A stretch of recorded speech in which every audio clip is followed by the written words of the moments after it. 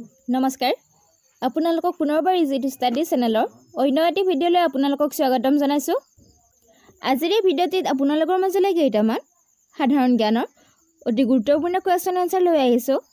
গতিকে আপোনালোকে ভিডিঅ'টো সম্পূৰ্ণৰূপে চাব। আজিৰ ভিডিঅ'টিৰ প্ৰথমটি কুৱেশ্যন হৈছে কোনটো সংস্থাই অলিম্পিক গেমছক নিয়ন্ত্ৰণ কৰে? কোনটো সংস্থাই অলিম্পিক গেমছক নিয়ন্ত্ৰণ কৰে? অপশ্যনৰ ভিতৰত শুদ্ধ উত্তৰটো হৈছে অপশ্যন নম্বৰ বি IOC। মনত ৰাখিব, IOC নামৰ সংস্থাটোৱে অলিম্পিক গেমছক নিয়ন্ত্ৰণ কৰে। ইয়াৰ লগতে আপোনালোকে মনত ৰাখিব IOCৰ সম্পূৰ্ণ ৰূপটো হৈছে ইণ্টাৰনেশ্যনেল অলিম্পিক কমিটি। মনত ৰাখিব। নেক্সট কুৱেশ্যনটিত আছে ম্যানমাৰত অসমৰ কোনখন নদীক কলা দান বুলি জনা যায়? অপশ্যনৰ ভিতৰত শুদ্ধ উত্তৰটো হৈছে অপশ্যন নম্বৰ বি মানাস। মনত ৰাখিব ম্যানমাৰত মানাস নদীখনক কলা দান বুলি জনা যায়। নেক্সট কুৱেশ্যনটিত আছে নিম্নলিখিত কোনজন ৰামায়ণৰ প্ৰথম অসমীয়া অনুবাদক? নিম্নলিখিত কোনজন ৰামায়ণৰ প্ৰথম অসমীয়া অনুবাদক? অপশ্যনৰ ভিতৰত শুদ্ধ উত্তৰটো হৈছে অপশ্যন নম্বৰ এ মাধৱ কন্দলী। নেক্সট কুৱেশ্যনটিত আছে অসমত লোকসেৱা আয়োগ কেতিয়া গঠন হৈছিল?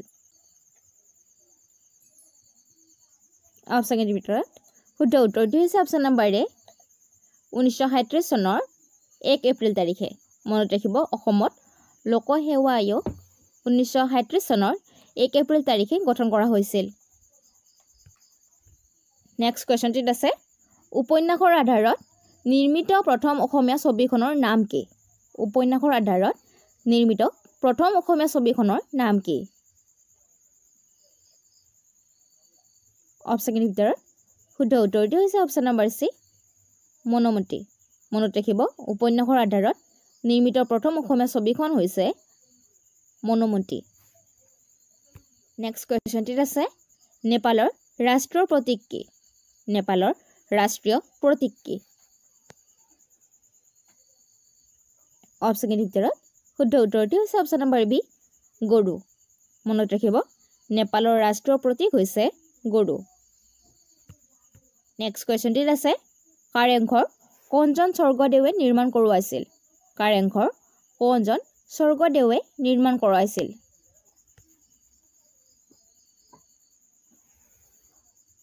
অপশ্যনৰ ভিতৰত শুদ্ধ উত্তৰটো হৈছে অপশ্যন নম্বৰ চি ৰাজেশ্বৰ সিংহই। মনত ৰাখিব কাৰেংঘৰ ৰাজেশ্বৰ সিংহই নিৰ্মাণ কৰোৱাইছিল। নেক্সট কুৱেশ্যনটিত আছে কোন বছৰত মৌলিক কৰ্তব্যসমূহ ভাৰতীয় সংবিধানত অন্তৰ্ভুক্ত কৰা হৈছিল? কোন বছৰত মৌলিক কৰ্তব্যসমূহ ভাৰতীয় সংবিধানত অন্তৰ্ভুক্ত কৰা হৈছিল?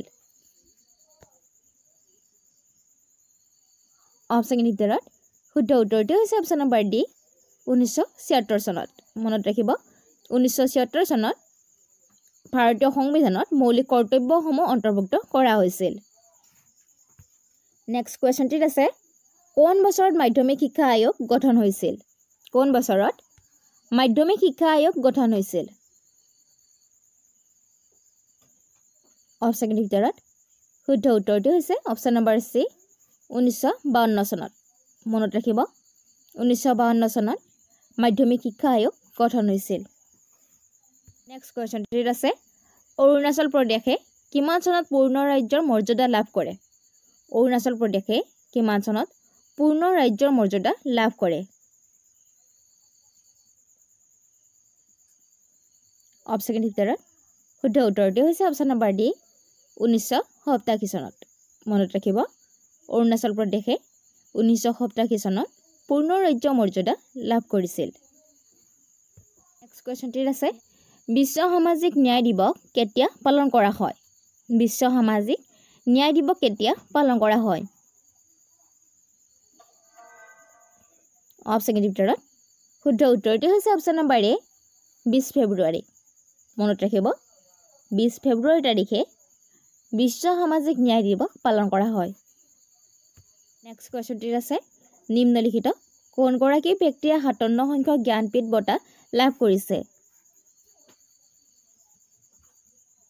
অপশ্যন ভিতৰত শুদ্ধ উত্তৰটো হৈছে অপশ্যন নম্বৰ ডি দামোদৰ মৌজো মনত ৰাখিব 57 সংখ্যক জ্ঞানপীঠ বঁটা দামোদৰ মৌজো লাভ কৰিছিল ইয়াৰ লগতে আপোনালোকে মনত ৰাখিব 57 সংখ্যক জ্ঞানপীঠ বঁটা 2023 চনত প্ৰদান কৰা হৈছিল নেক্সট কোৱেশ্চনটিত আছে ফ্ৰান্সৰ সৰ্বোচ্চ অসামৰিক বঁটা চেভেলিয়াৰ ডিলা লেজিয়ন ডি আনাৰৰ দ্বাৰা কোনে সন্মানিত হৈছিল ফ্ৰান্সৰ সৰ্বোচ্চ অসামৰিক বঁটা চেভেলিয়াৰ ডিলা লেজিয়ন ডি আনাৰৰ দ্বাৰা সন্মানিত হৈছিল অপশ্যন ভিতৰত শুদ্ধ উত্তৰটো হৈছে অপশ্যন নম্বৰ এ শচীন থাৰুৰ নেক্সট কুৱেশ্যনটিত আছে শেহতীয়াকৈ বাতৰিত দেখা পোৱা খাজুৰাহ নৃত্য মহোৎসৱ কোনখন ৰাজ্যৰ লগত জড়িত খাজুৰাহ নৃত্য মহোৎসৱ কোনখন ৰাজ্যৰ সৈতে জড়িত অপশ্যন ভিতৰত শুদ্ধ উত্তৰটো হৈছে অপশ্যন নম্বৰ ডি মধ্যপ্ৰদেশ মনত ৰাখিব খাজুৰাহ নৃত্য মহোৎসৱ মধ্যপ্ৰদেশৰ সৈতে জড়িত কুৱেশ্যনটিত আছে নিম্নলিখিত কোনটো সম্প্ৰদায়ে দেহাল কাচিৰদম উৎসৱ উদযাপন কৰে দেহাল কাচিৰদম উৎসৱ কোনে উদযাপন কৰে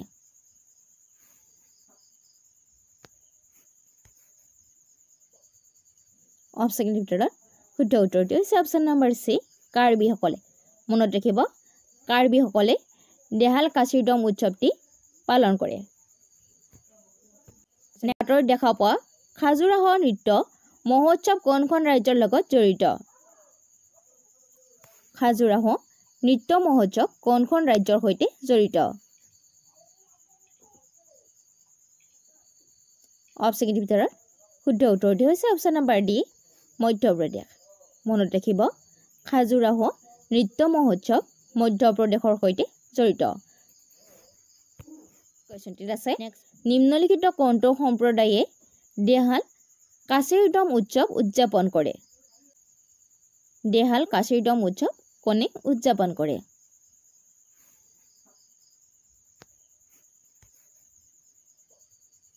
অপশ্যন ভিতৰত শুদ্ধ উত্তৰটো হৈছে অপশ্যন নম্বৰ সি কাৰ্বিসকলে মনত ৰাখিব কাৰ্বিসকলে দেহাল কাচিৰদম উৎসৱটি পালন কৰে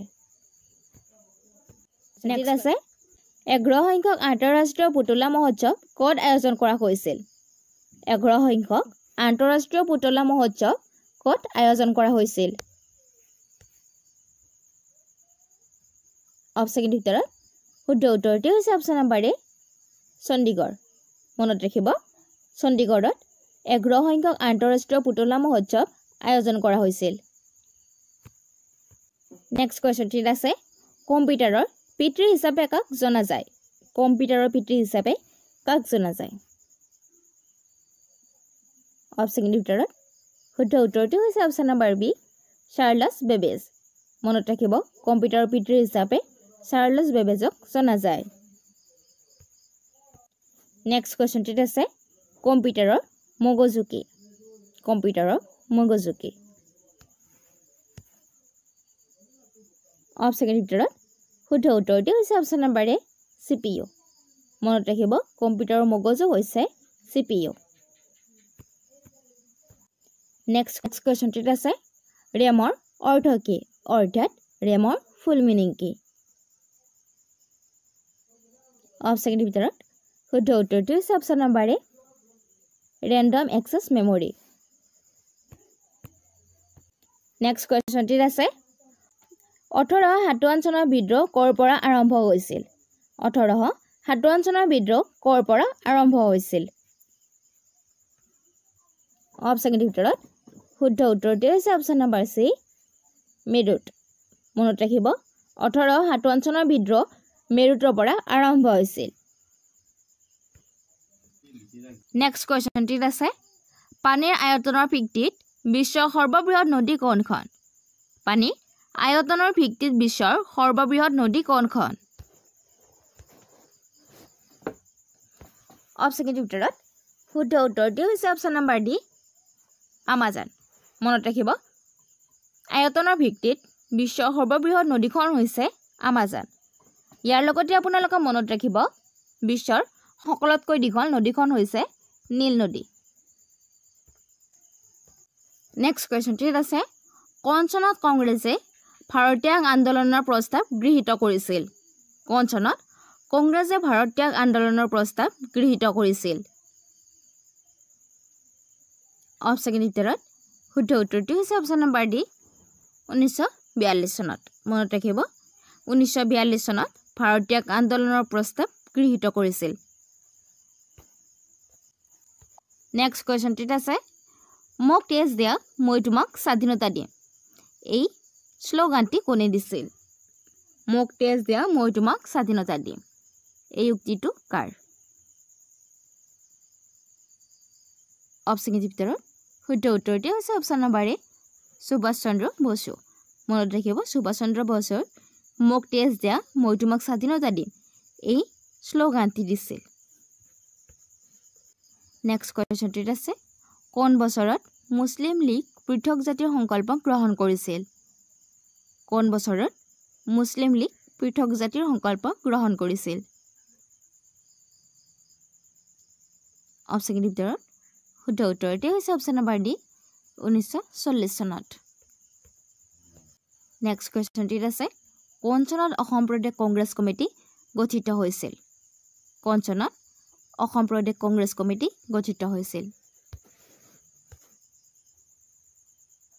অপশ্যন ভিতৰত শুদ্ধ উত্তৰটি হৈছে অপশ্যন নম্বৰ এ 1921 চনত। মনত ৰাখিব 1921 চনত অসম প্ৰদেশ কংগ্ৰেছ কমিটি গঠিত হৈছিল। নেক্সট কুৱেশ্যনটিত আছে বিশ্বৰ সৰ্ববৃহৎ ৰামায়ণ মন্দিৰ ক'ত অৱস্থিত? বিশ্বৰ সৰ্ববৃহৎ ৰামায়ণ মন্দিৰ ক'ত অৱস্থিত? অপশ্যন ভিতৰত শুদ্ধ উত্তৰটি হৈছে অপশ্যন নম্বৰ বি বিহাৰত। নেক্সট কুৱেশ্যনটিত আছে বুঢ়া চাপৰি বন্যপ্ৰাণী অভয়াৰণ্য সংৰক্ষিত বনাঞ্চল হিচাপে কেতিয়া ঘোষণা কৰা হৈছিল? অপশ্যন ভিতৰত শুদ্ধ উত্তৰটি হৈছে অপশ্যন নম্বৰ চি 1974 চনত। মনত ৰাখিব 1974 চনত বুঢ়া চাপৰি বন্যপ্ৰাণী অভয়াৰণ্য সংৰক্ষিত বনাঞ্চল হিচাপে ঘোষণা কৰা হৈছিল। নেক্সট কুৱেশ্যনটিত আছে জয়সামন বন্যপ্ৰাণী কোন ঠাইত অৱস্থিত? জয়সামন বন্যপ্ৰাণী অভয়াৰণ্যখন কোন ঠাইত অৱস্থিত? অপশ্যন ভিতৰত শুদ্ধ উত্তৰটি হৈছে অপশ্যন নম্বৰ এ ৰাজস্থান। নেক্সট কুৱেশ্যনটিত আছে শেহতীয়াকৈ কোনে মহাৰাষ্ট্ৰক স্মাইল এম্বেচেডৰ হিচাপে ঘোষণা কৰিছিল? অপশ্যন ভিতৰত শুদ্ধ উত্তৰটি হৈছে অপশ্যন নম্বৰ এ শচীন তেণ্ডুলকাৰক। নেক্সট কুৱেশ্যনটিত আছে কোন বছৰৰ প্ৰথম শ্ৰমিক দিৱস পালন কৰা হৈছিল? কোন বছৰত প্ৰথম শ্ৰমিক দিৱস পালন কৰা হৈছিল? অপশ্যন ভিতৰত শুদ্ধ উত্তৰটি হৈছে অপশ্যন নম্বৰ এ 1923 চনত। মনত ৰাখিব 1923 চনত প্ৰথম শ্ৰমিক দিৱস পালন কৰা হৈছিল।